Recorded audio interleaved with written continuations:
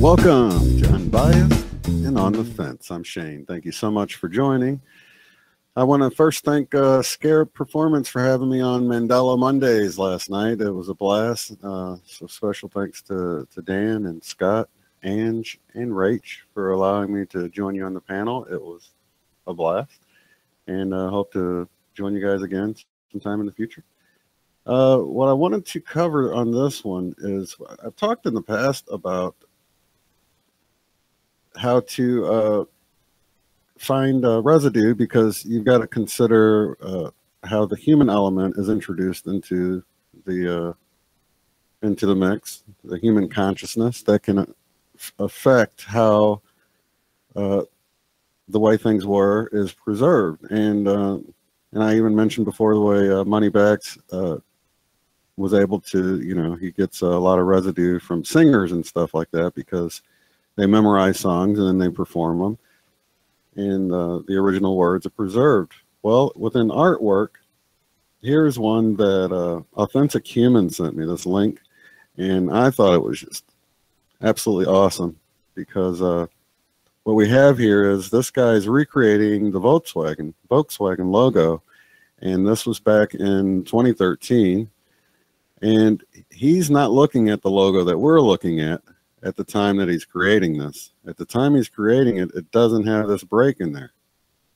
And it's sort of funny because, many times I wished my artwork of the world map that changed, I wish I had done something like this. That way you could actually see that it looked like I wasn't following the map anymore once the map changed.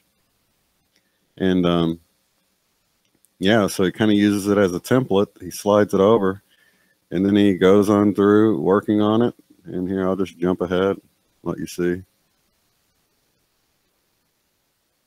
Here's adding little details here and there. And then he gets to the end. And he never adds in a break because it wasn't there. Now, I went back through some of these, some other tutorials similar to this one. And a year later in 2014 and 2016 and other ones that you look at, it's actually, they put the break in there. So I would say that it changed sometime between when this one was created, which was August of 2013, and sometime the next year, because at that point, there's no way to be sure, but that sort of inspired me to look and see what else I can find. And, you guys can do the same thing, but here I've found one from 2012 where the guy's creating the Coca-Cola logo. And you can see here, he'll go to the original.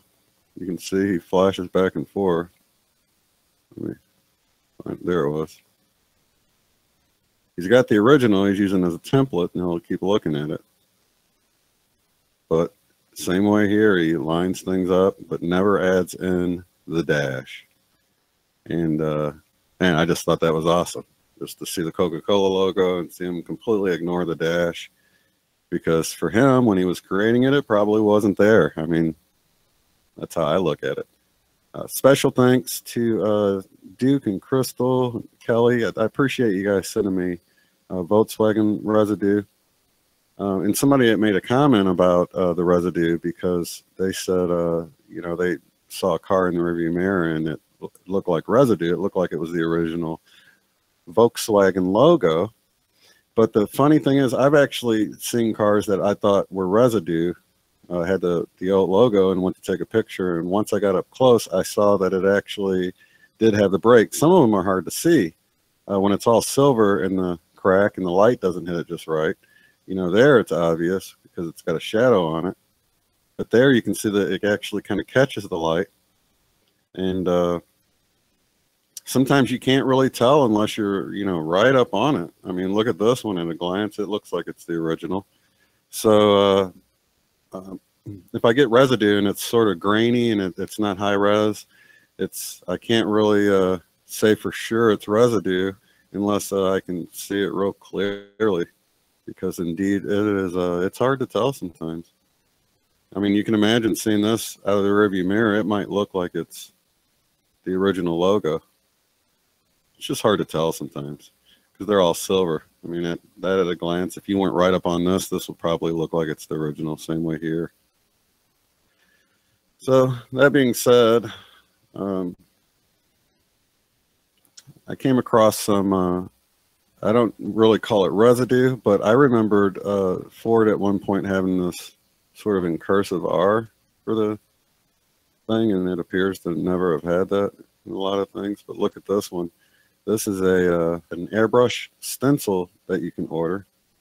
Here we see it's basically got the old style. I thought that was pretty cool. And one of the other things that I thought was odd was that brake at the top, which this doesn't have either.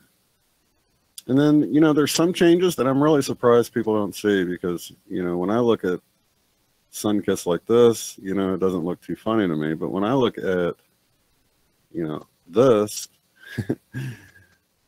I'm sitting there thinking, doesn't it look like Sunkist?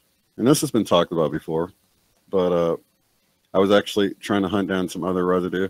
But I wanted to sort of bring up the fact of introducing the human element into the mix to gather residue, because I think if you have the human element in it, then you know, you'll see it with tattoos because the tattoo artist was, you know, freehanding the tattoo.